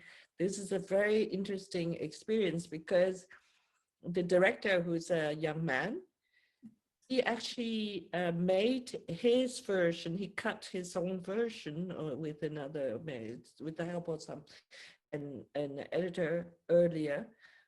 He finished it when I was starting my version because he has commissioned a new version. Şu an çok ilginç bir şey deneyimliyorum belgesel alanında. Şu an üzerinde çalıştığım belgeselin yönetmeni genç bir adam ve o aslında proje bana teslim edildiğinde kendi versiyonunu kurgulayıp bitirmiş bir şekilde proje bana teslim edildi. So the project is about nude dancers in striptease clubs in Japan. Proje Japonya'daki striptiz kulüplerindeki çıplak dansçılarla alakalı. And able to, I mean, he got the trust of all these dancers, and he had he was just there with a fixed camera and filming everybody, and with a lot of talk, like intimate talk with the dancers. Ve kendisi orada bizzat bütün bu dansçıların güvenini kazandı, onları çekti, filme aldı ve aynı zamanda içerikte bu dansçılarla çok fazla özel konuşma da, diyalog da yer alıyor. So his version is just one scene after of this of their life in the theater backstage. When I started, so he really me to be, because I actually coached him in 2 festivals before this, before the active version. So I asked him to give me his selection, and he gave me about I forgot, maybe 40 hours of things, and mostly talk, mostly interviews with these dancers. Yönetmenin kendi kurguladığı versiyonda çoğunlukla sahne arkasındaki görüşmeleri var kendi versiyonunda birbiri ardına ve ben ondan bana seçtiği sahneleri vermesini istediğimde bana yaklaşık 40 saatlik bu konuşmaları içeren kısmı seçtiğini söyledi. But so what happens is that then his film was selected for IDFA in Amsterdam at the same time that I started mine, and so I thought there's no point in just doing another one, like a shorter version of his film. we can be freer to do something else. And so the result is that we have two completely different films. Film bana geldiğinde zaten yönetmen filmi Amsterdam'daki belgesel festivali olan IDFA'ya göndermiş ve seçilmişti. Bu yüzden ben de o versiyonun çok daha dışına çıkabildim ve sonuç olarak şu an iki bambaşka filme sahibiz. And what is interesting is that he didn't tell these backstories of the dancers, use any of this, the selection that he gave me, he didn't use himself. So, but since he selected them for me, I assume that he wants this story to be told. Ama ilginç olan şu ki kendi kurguladığı versiyonda, festivalde seçilen versiyonda bana teslim ettiği sanat dansçılarınla olan röportajlar kısmına yer vermemiş. Ama ben bana teslim ettiği belgelerde ağırlıkla bu röportajlar olduğu için bunları anlatmak istediğini varsaydım. So, and the other thing is that it is very obvious that one version is a male gaze, and the other version, my version, is really the woman's view. Ve şu çok net ortaya çıktı iki versiyon tamamlandıktan sonra. Onun versiyonu bir erkek bakış açısından çekilmiş. Benimki ise bir kadının gözünü yansıtıyor. And I think that this pushes the boundary a lot more. This is the first time that, you know, like I said, I don't work with the director sitting beside me, and I just deliver his or her baby. But this is the first time that we actually have two who look different, who are completely different, and we don't, you know, there's a sort of ambiguous thing about who is the parent. Dediğim gibi normalde ben kendim bir ebe olarak görüyorum ve işte yönetmenin bebeğin doğurmasına yardımcı oluyorum. Ama burada ise iki farklı şey var ve kimin ebeveyn olduğu biraz karışık. Yeah. I think that the ideal thing is that if someday his film selected also Cinéma du Réel, he actually won a prize yesterday, and the ideal thing would be if the two films can be shown together, and that we can explain both our because I mean we get along very well. He gave me complete freedom to do it. But it's really like really composed.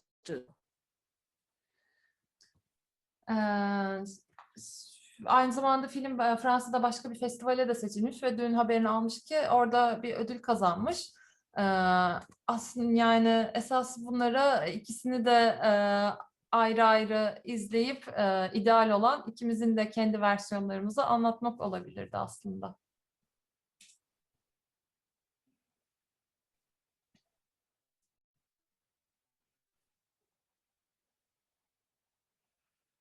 There are more questions. There's one more. Sonur didn't ask any questions so far, so I'm going to allow her to ask. Okay, I have a different question. Actually, yes. And it's a very short one. Do you involve in a film at the script stage? And if your answer is yes, is it useful? And do you recommend us? I'm curious about that. Are there any schools that I can recommend? You say? Sorry, I can't answer. I didn't catch the last part of your question. Okay. Do you involve in a film at the script stage? Yes. And if your answer is yes, do you recommend us? I mean, is it useful? To do what? I mean, involved in a film at the script stage. I mean, yeah. I think it is useful. I quite often say to directors or producers to try to involve an editor already from the beginning. But because of the, for example, the example that I showed at the beginning about the Seren Yüce'nin film, that because I was involved in the script stage, that we ended up shooting only one prologue instead of 15 minutes of the childhood. So everybody was happy. The producers were very happy, and so on. And it's much more effective. So yes, I mean the thing is that I'm involved in the last 8 years in this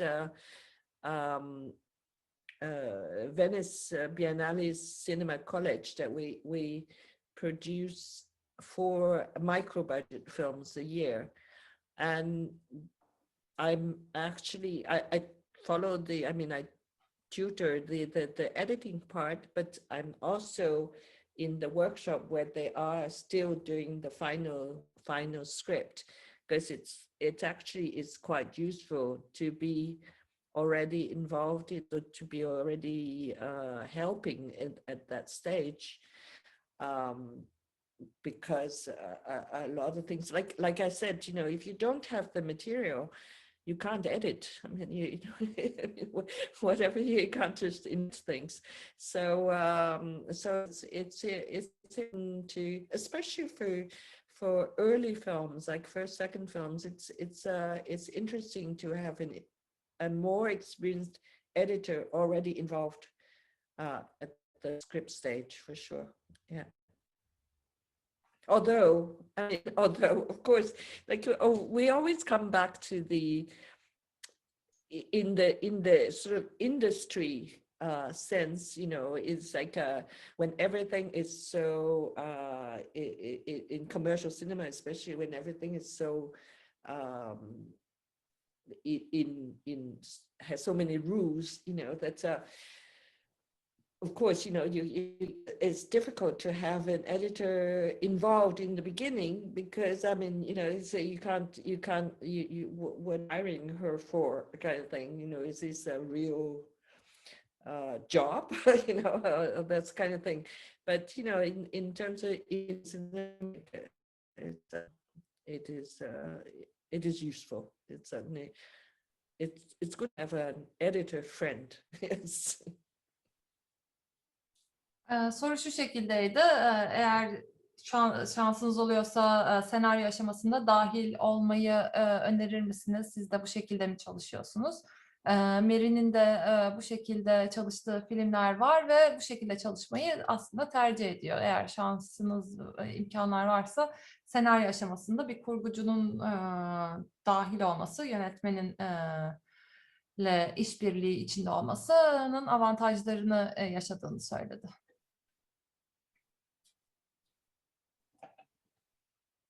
Any other questions?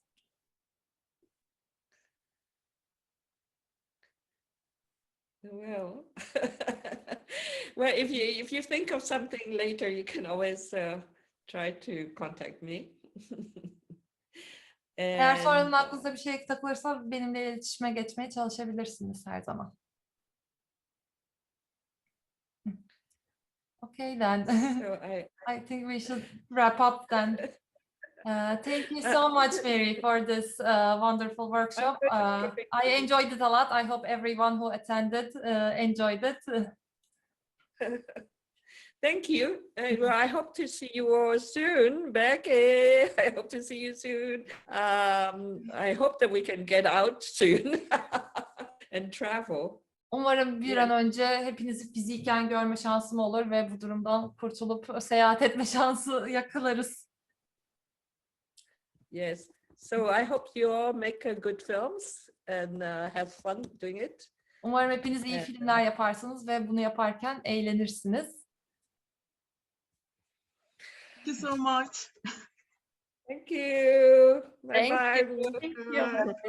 Thank you. Teşekkür Herkese ederiz. iyi Thank you. geceler. Teşekkürler Ecem. Evet Ecem, Thank you. teşekkürler.